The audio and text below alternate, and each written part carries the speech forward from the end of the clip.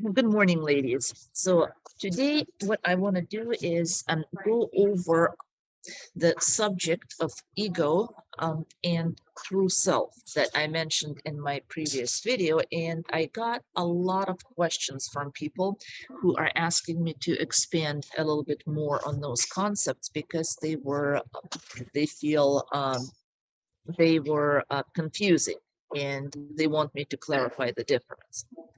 Yes, I was actually thinking the same thing here. When you explained the difference between true self and ego in the previous video, it sounded pretty clear. But then as I was thinking about it later, I got confused which is which. So, Yeah, me too. Like I understand what you're saying in theory, but I would struggle to actually, define either one for myself. Do you think you could just give us a little bit more clear explanation on how to tell true self from ego? Actually, no. what? What? Well, let me explain. Obviously, I can give you more explanation on how to tell ego from true self and why we need to do that. So I'm definitely happy to talk about it. But the thing is that ego and true self are not the concepts that we are very accustomed to. So number one, they're not intellectual concepts. So it's like if you guys were to ask me what sugar tastes like, and you have never tasted sugar, how would I explain it to you? I can try, I can put time into it, but I would be going in circles because it's not something that I can put into words without you having the actual experience of tasting sugar. You probably ran into that if it comes a lot on jobs, new jobs, or even in art school or in art class in school when you ask the teachers like, how thick do I put this paint here? And they would tell you it's a feel. And I used to hate that in the art class. It's a feel. What do you mean it's a feel? What am I feeling for? Without that experience, it's impossible to answer that question. Or in cooking, salt and pepper to taste. What taste? What is supposed to taste like? So after you have fixed that meal a couple times, then it's like, well, last time I put a pinch of salt and it wasn't enough, therefore this time I'm going to put more. But without that experience and without trying it a couple times, you really can't put your finger in your mind on the concept. So same thing is true for ego and true self. You kind of have to have that element of experience in the picture. And second of all, it's not just the experience, it's just the mere fact that those concepts is not something that we talk about and use every day. And when it's something new, it's always hard for us to distinguish between the two new concepts. One of the examples that I use, like I say that in the language of Eskimo Indians, there's I can't remember how many, but about 20 different words for snow. Because and we go like, well, snow is snow. No, there is snow that you can roll on a ball and play with, and then there is powder that's best to ski on, and then the snow you can make a snowman from, and then the snow you can't because it's too hard. And so to Eskimo, when they experience it every day, those are very crucial concepts. To us, snow is snow.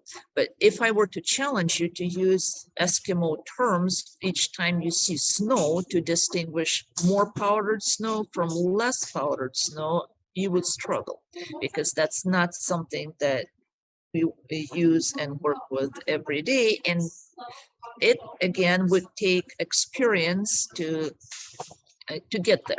So why am I talking about this? Because what I'm going to be talking today is the concepts that are new to you. So I will not be able to answer your question in just this one video and make it all perfectly clear of what is ego, what is true self, how do you know every time which one is which, and you would walk away totally armed with knowledge of how to distinguish one from the other. I cannot do that. But what I can do is I will give you a little bit more thorough explanation about the concepts. And I will also give you an example. So that is intended to give you better understanding of what we're talking about. But it still is not going to be the answer. The answer you will still have to grow into somewhat and get the skill of distinguishing between when it's the ego and when it's true self and so on. Yeah, and that would be great. Can you also cover the importance of knowing these details? I mean, you've mentioned, that we would need to know this in order to help with past trauma, but I'm still a little bit hazy on, how is this knowledge going to help us? Absolutely. Obviously, as I always say, I want to talk about something always for the reason of its a practical application to so that is something that I'm going to be answering during this discussion.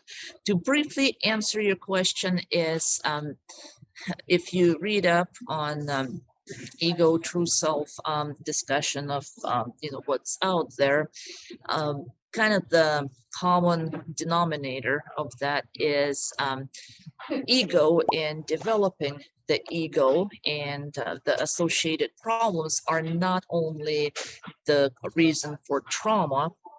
It goes a lot broader.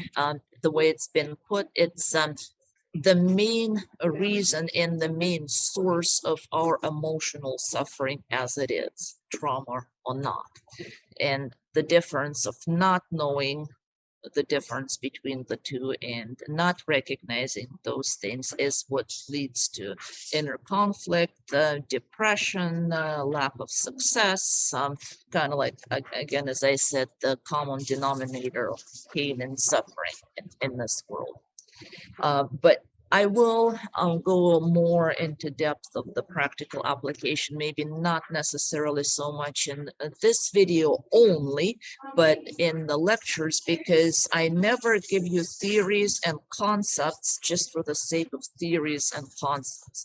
The reason I talk about those theories and concepts is the practical application. That's what I'm always after.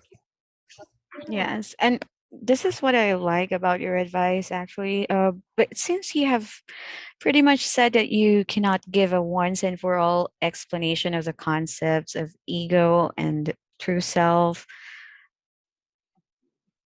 Well, I can give you the definition, as I said, but to really understand these concepts, and most importantly, to be able to apply them practically when you need to apply them, this is where you need some experience and some practice. Right. And this is kind of what I meant. But since this is not a one lesson thing, so to say, is there a place where we can read up more on these, like any literature or internet materials? Well, that's a very good question, but it's actually a more difficult question than it sounds, and I'm a little hesitant how to answer it. And the reason I'm hesitant is that on one hand, as you guys know, I always encourage you to do your own research. I don't want you to ever listen to one person, even if it's me. It's always good to have an objective picture, because no person in this world, including myself, doesn't know the 100% of everything and that has answers 100% correct every time. We all are human, and to err is human, and it always helps to have a good knowledge base behind you to where you can put everything together and see how things fit. However, with that said, When it comes to the concepts that we're talking about, as I've mentioned in earlier videos, and if you guys are in my group, then you know where I'm coming from, is that the science of acmeology that I'm using to give this information to you, to give you these tools, is fairly new to the United States. But the concepts that we're talking about, unfortunately, are older than the discipline itself. And when it comes to ego and true self, I find that there's a lot of incorrect, unprofessional, and pretty scrambled information when it comes to internet. For example, I give you uh,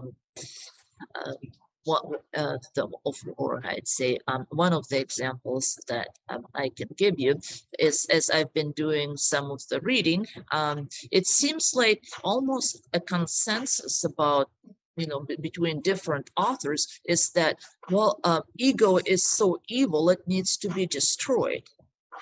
It's like, no, if you destroyed the ego, we wouldn't be able to function. It's a very important part of our psychology, and it's a tool that we're interacting with the world. And in no shape or form you'd want to eliminate the ego. It's there for a reason. But they bring in different Zen Buddhism approaches to where ego is evil, and you need to get away from it. And yeah, I guess if you were in Tibet and all you did is sat in meditation from morning till night, then it may work, but you cannot do that and live our modern lifestyle. If you guys watched any of the earlier videos, I used the same example about Catholic priests. Yes, you can remain celibate, but no, you cannot remain celibate and live our modern lifestyle. It's just not going to work. It's going to be a disaster. Another example that I was reading on just recently, it was somebody's personal observation, which there's a lot of those also when it comes to that. Again, so you're not getting science, you're getting somebody's take on that, which may not be best answer. And so that person realized, and he said, hey, if I can step back and observe my thoughts, then I just came to a realization that my thoughts are not me, and that I'm something else, and the thoughts that go through my mind are separate things. Because if it was me, it was the same thing. I wouldn't be able to step back and say, this is a good thought, this is a bad thought. And I thought, oh, that's great. We may be on the same page here.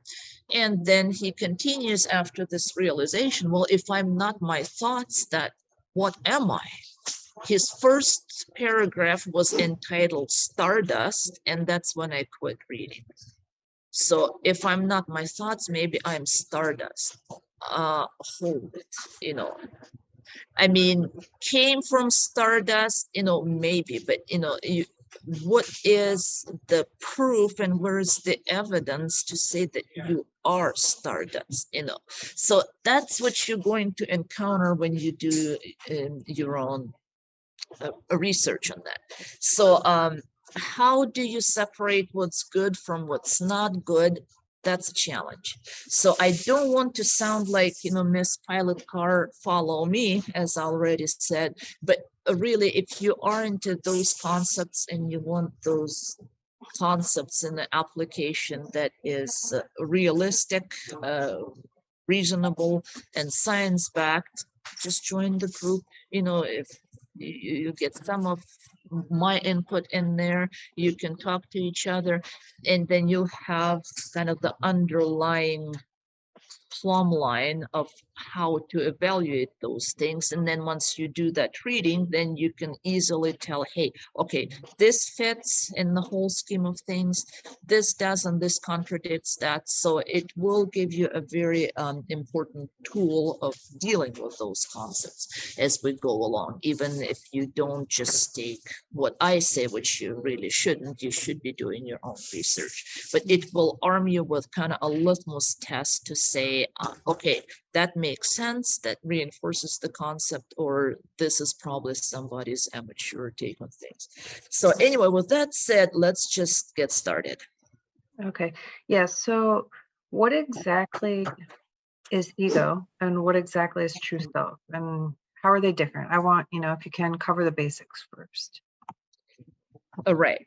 So as I explained in my previous video, to repeat briefly, true self is who you are. So we're no further now that I said that, because like I said, we have to almost draw an experience and a skill of being able to tell one from the other. So how would you define who you are? Not what you are, who you are. So who you are, it's your dreams, it's your view of the world, it's your very own personal and unique part that you play in this world. So those again are kind of outside definitions. Like in the other video, we were talking about Red Bull. What's Red Bull like and what Red Bull is are two different things. So to actually define true self, you pretty much have to say it is who you are. And then the experience comes in trying to understand and get in touch with who you really are. So the first thing to do so, what you can do is think about yourself when you were 5 or 10 years old. Before you picked up different ideas, before you shaped yourself to fit certain situations, before you adopted any philosophies, before you followed any kind of parental guidance, good, bad, or indifferent, when you were just your own self entering into this world. So what was your view of the world at that point? What were your dreams? What was your take on things? Like, let's say you are this, little kid and you're under the table and your parents around you are having a party. What are you thinking? What are your fears? How do you feel about the surrounding world? Or you're waking up in the morning and you're sneaking into the kitchen and your parents don't know you're awake yet. Again, what are you seeing? What are you feeling, most importantly? Let's say something like that. Let me show you guys this. You still can see my screen, right? So let's play this.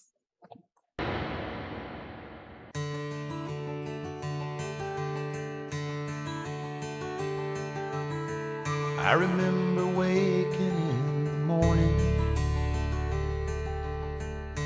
to the sound of a rooster's crow, Mama cooking in the kitchen, and Arthur Godfrey on the radio. So this is what I'm talking about, and everybody is going to have their own little world that they can go back and get in touch with. So this is part of your true self. Again, can I define it? Can I describe it? No more than I can describe what sugar tastes like. If you never tasted sugar, if you don't know sweet. But as you keep doing this, you will be it will come to you, you'll feel, okay, this is me. And no, this is probably not me, because that's true self. What is ego? So think about yourself in your, not this specific one, that's his, but think about yourself in that little childhood situation. And so he just did his. What happens as we grow up in that situation? What happens is this. Me and Dad were just like strangers. We never did see eye to eye. It came to blows one Sunday morning, so I packed my bags and I said goodbye. So life happens next.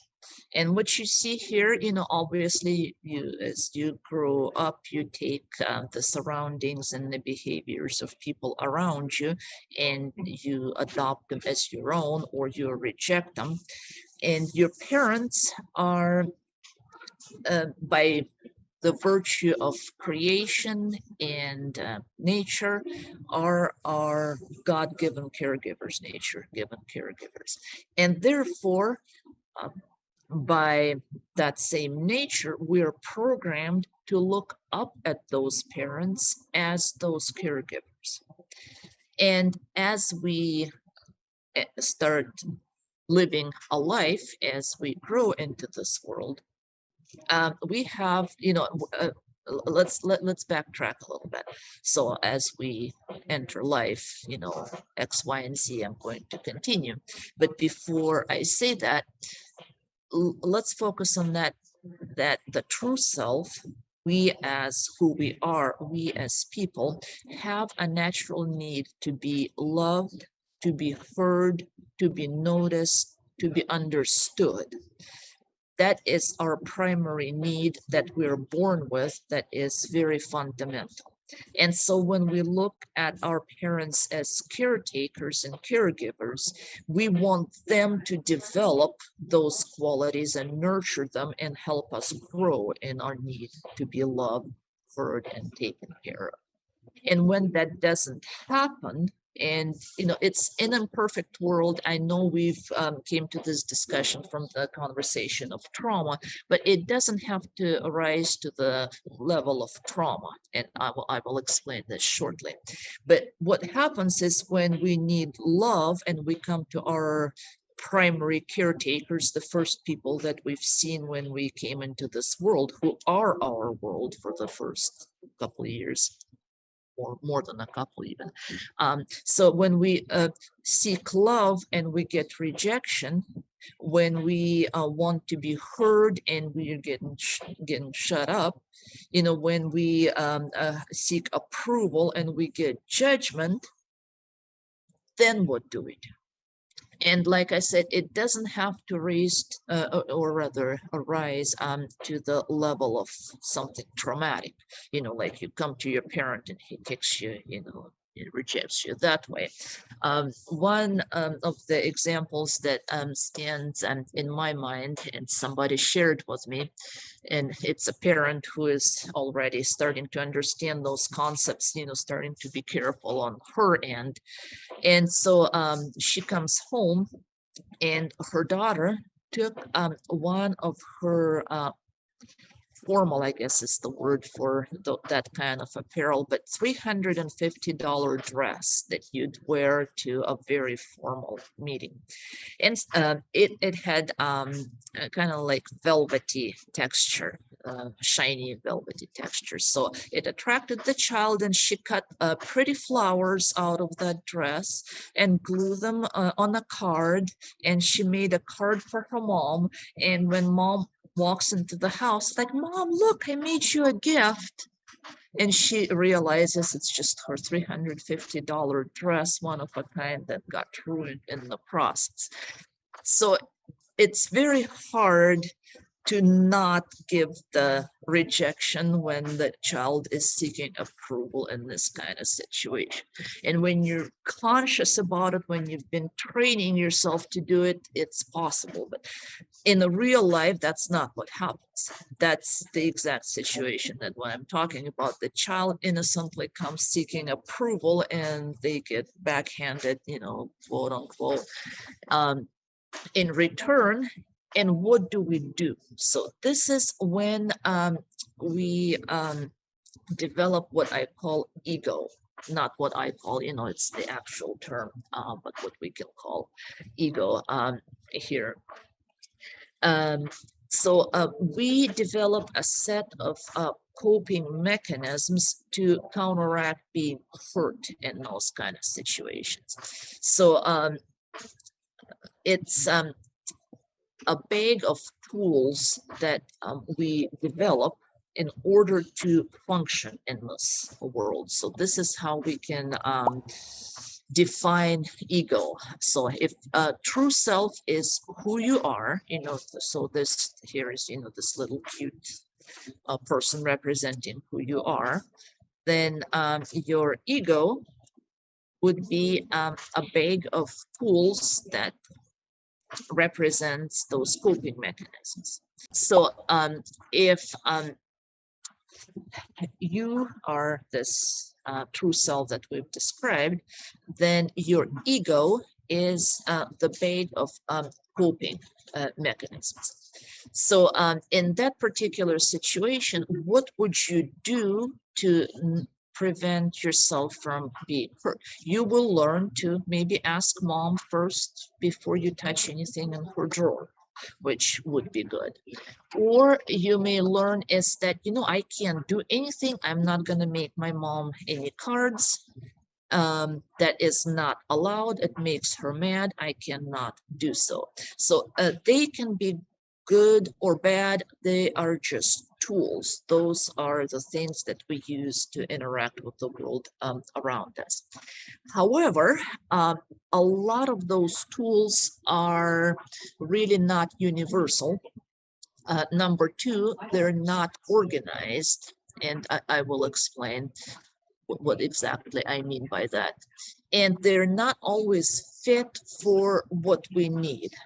Like, for example, a father wants a child to be a very respectable man. We can kind of even take it back to the video that we are watching. I think they have the same exact situation there.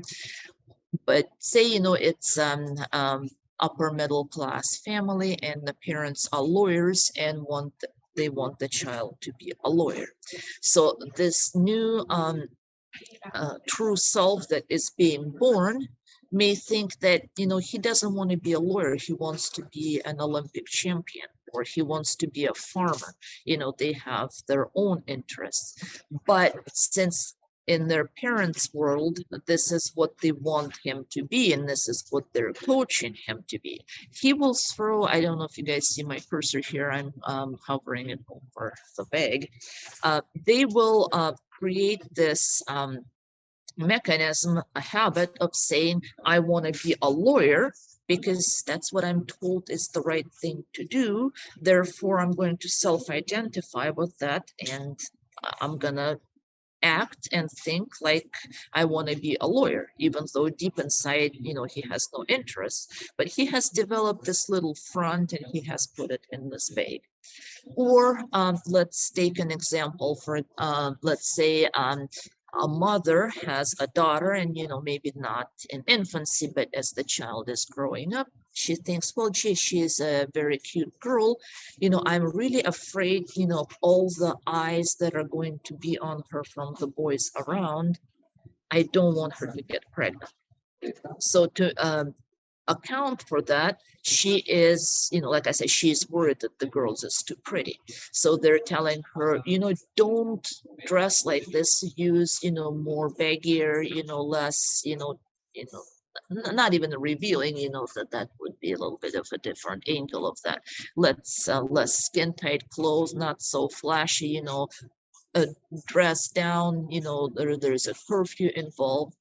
And so they're giving her those things as protective mechanisms, as her true self is looking to be, hey, I want to be noticed, I want to be appreciated, I want to be admired, and they're toning it down. So she would create a protective mechanisms to either telling herself, what I feel doesn't matter.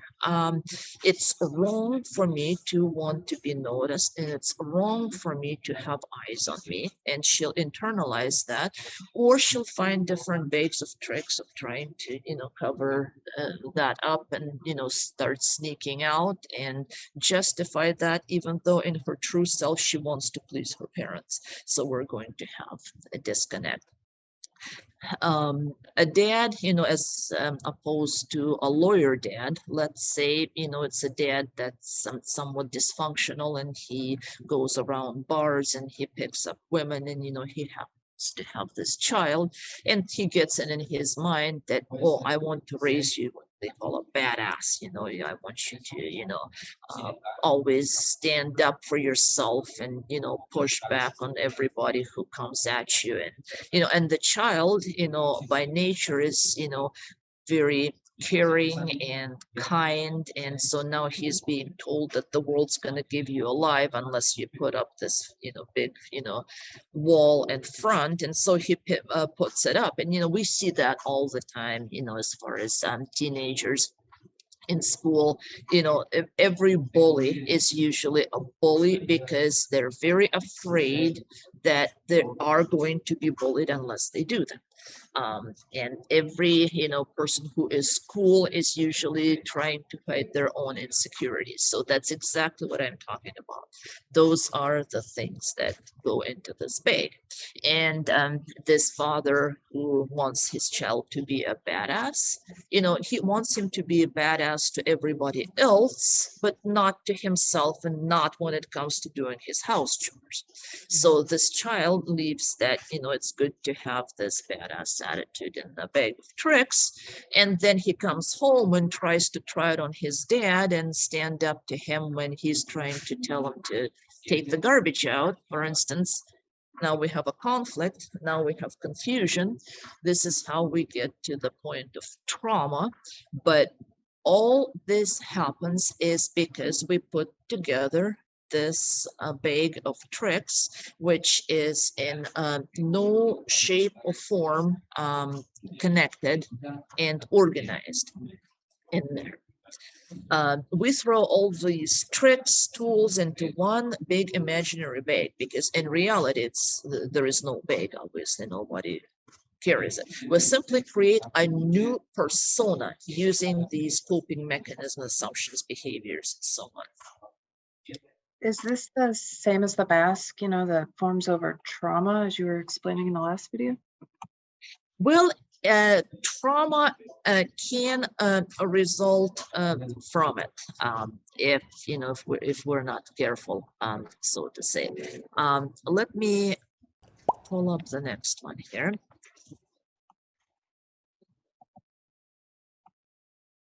So when we put together this bag of tricks, it's something that we throw in there. We have two other things playing into that. And the first one is super ego. It's kind of the power of public opinion, in a sense, and other ideas that are floating in the air. When I use term egregores in my other videos, the egregores are not demonic entities, contrary to a popular belief. It's we can define them as a power of public opinion. And we have what Freud, one of the psychologists, philosophers, terms as id. It's kind of our, pretty basic dirty thoughts, lusts, and desires, so to say. It's our animal nature that feeds into that. So depending on what you put in there, what your circumstances are, what those influences are, yes, this can potentially result in trauma. And when I was talking about the importance of keeping separate ego and true self, that's the context that I was talking about. That's why I was talking about it, because that can result into trauma, but not necessarily. That's just something that is there, that's the reality.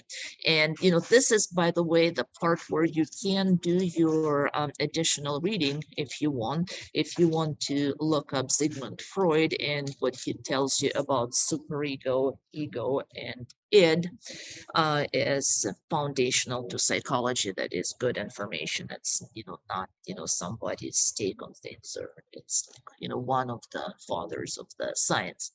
But even Freud, I think, kind of leans on, not enough clarity on that. Is that when we, I hope you guys can see my cursor. When you see ego, id, and superego, those three, he say, well, they make up the person. He is not talking about the true self. That is a problem. And the problem and the trauma ensues when, here, as you can see, I altered this picture, when we equate ourselves with the ego. Because ego, as I've just explained, is not you. Ego is a bag of tools and a bag, combination, compilation of facades that we've developed in order to interact with this world, which again, they can be good and they can be bad. I've just explained to you, giving you an example of, bully wanting to look cool and it's all totally fake. Or, give you a good example. I may learn that when I listen to people, they are more apt to trust me and to be around me, and I'm the kind of person who wants people to trust me. So I developed early in childhood the skill and the ability to sit there and listen to when people are talking and learn to pay attention. So this also would be a part of this ego that I've built, but it's not negative. It's actually a helpful tool. So what I want to emphasize, that ego in itself is not evil. It's a bag of tools. The problem is when we start equating ourselves with this ego and we say, I am this, I'm my ego. And unfortunately, this is what we tend to do. This is our kind of natural drawing and inclination to do that. And that's where the problem comes. As soon as we put an equal sign between me and ego, we are in trouble, because who is you? You're this. You're your true self. Ego is a tool. As soon as you say, I am this, I'm my ego, we have a problem. Why is that a problem? Number one, it will never feel right. Let's say if you're this boy who is growing up in a lawyer family and you want to be a farmer, but everybody else is telling you that farming is inferior and you should be a lawyer because this is where the prestige, the money, and the recognition is at, and this is what you want, you're going to internalize it and you're going to say, hey, I want to be a lawyer, I'm going to go to a law school, but it will never feel right because your true self doesn't want to be a lawyer. And this is where we have those problems when people go to college and they decide, I want to party instead, and I don't want to deal with it. They don't have the motivation because they told themselves that that's what they want, but that's not the reality. Number two, it's easily breakable because that's something that we construct. It's man-made, it's not natural, and it can be easily busted and destroyed. We have a lot of, stories about, ego crushes, that's where they come from. And because we subconsciously know that it's breakable, we are very protective about it. So instead of trying to be yourself, we put all this effort into trying to preserve the ego, which is not us, which is fake, and we're actually starting to serve as a prison for our true self, to where our true self cannot be what it is, and starting to have problems. And number three is that this bag of tricks and tools, like I said, is very disorganized. So let's go back to the girl that I was talking about, whose mother is afraid of her being pregnant, or for whatever other reasons she's trying to be protective, and so she's telling her not do this and that. So that a girl may develop mechanisms to deal with it, either by becoming a compliant child, or rebelling, or whatever her way of dealing with it may be. But her true need for love and recognition remains unmet. And when your needs are unmet, again, we're having problems. Even if it doesn't result in trauma, which a lot of times it does, when your dreams are deferred and your needs are not met and you feel you're not heard and loved, that will result in trauma and oftentimes does. But even if it doesn't, it still puts a person in a predicament of unmet need.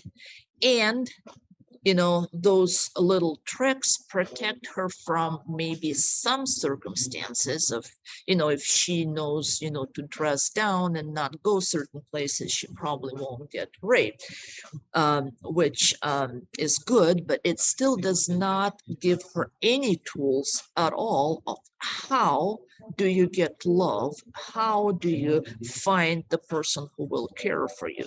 How do you interact in life so that you can have those needs met safely and in a good structural environment? Those are not in there because that's not something that has gotten put together in this ego thing. Plus, you have the id in teenage years, feeding, what I said, those lust and desires and, the sexual interests in that. And you got a super ego in our society that is handing out condoms in school and, talks about freedom. Now we've got sexual freedom. And now we've got conflict between mothers saying one thing, all those things saying another thing. We've got chaos. And if we, using this example, if we recognize of what ego is and how it operates, and that it's nothing but a set of tools, and focus on our true self and how do you help this true self nurture itself and find the right tools, then we end up in this chaos that I've just described. Or let's look at this representation that we have here. Then I met a girl in Knoxville. Always said our wedding day. Left her standing at the altar with a baby on the way. And so this, what happens is that your true self wants love. And,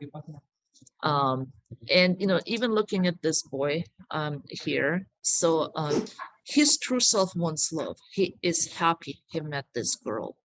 He was into her enough to go forth and set the wedding date. He not the moment, after the second date, he didn't say, oh, you know what, I don't care. He went as far as doing that. But so what his ego is saying is that, hey, when you're in love, the bag of coping tools, what we do is we set the wedding date. What his true self is saying is that I'm not ready. I have no idea how to deal with this new baby. I do not see myself in a position to be the father and the caretaker of the family. I don't know how. But what happens in a lot of those instances is nobody cares what true self says. Everybody cares about what superego and ego are saying, is that this is how you need to do this. And the fact that there is a major disconnect between the two doesn't come into the picture. So you can tell yourself that, oh yeah, I'm going to marry you and I'm going to take care of you, only so long before your true self says, drop the bomb, I'm out of here, I can't handle it. And the only way to prevent that would be to address the tools that would be needed. It's like, okay, you're in love, now what do you do? Can we handle it together? Other people we can turn to who could help us out with this situation. Add to this, the super ego in our society, because there are other cultures, India, for instance, if a boy or a girl are in love, the society basically encourages, not only encourages parents, but that's kind of part of their ego, is that when they're in love, the family feels an obligation to put them together and to help them, and the whole family steps in and raises grandchildren, great grandchildren, and they live as a conglomerate. So when there is love like this, they don't question the fact is that, hey, here are grandchildren that we're going to be taken care of, and the society is conducive for that in the legacy. In our modern world, the parents' attitude is, that's not mine, that's your child. I've raised children. I don't put the new grandchildren on me. That's your responsibility. Grow up. We don't have that. And we don't have the tools for them to develop that because we've lost the legacy. And in youth, they're not being taught of, hey, when you find love, this is what it means. This is how you handle it. This is how you can prepare. Instead, like I say, in the ego part of it, there's a bunch of hodgepodge tools that are only good for certain parts of it, but they really don't solve the problem. And so to continue this further, so now they're in this situation, so he makes a mistake again. What's true self wanting to do is, okay, now what do I do? Unless you've had the environment of putting things together in a bag of tools of how do you deal now when you make a mistake, then again, you rely on ego for that. It's not going to give it to you, because what does ego say in this situation? And when you leave that way, you can never go back. A train won't run on a torn up track. Sometimes I wish I'd never owned, oh no. 'Cause when you leave that way, you can never go home. So that's ego for you. When you leave that way, you can never go back. Because why? Because you can lose your honor if you admit to making a mistake, because that's not what we do. Because they probably going to reject you, which you don't know what they're gonna do, but that's what the ego is telling you. So this image that we construct by our parents' input, by the society input, by our own thoughts and judgments and conclusions, is not always correct. And what I want to emphasize on you, it can be, and oftentimes is, very misguiding, and it's in many cases very harmful, simply for the fact that you are not it. If you think you're this responsible person who wants to, do A, B, and C, you're not, because that's your ego. So what are you? What do you really want? So what does the true self says here in this song?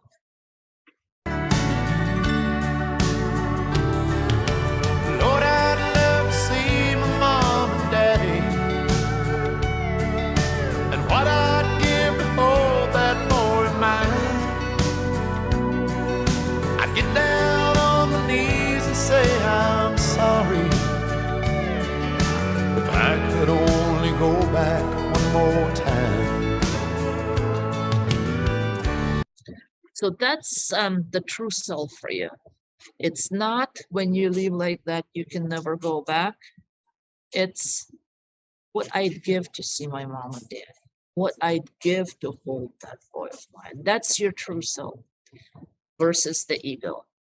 So in this song, and for the conclusion, you guys can go look it up or listen to it, or may even play it before we get done. We're kind of running out of time here, so I think I probably let you do it on your own.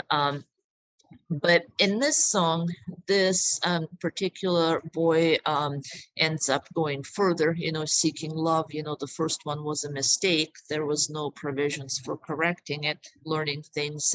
He ends up messing with a married woman, getting in trouble. He kills a guy. He ends up on death row.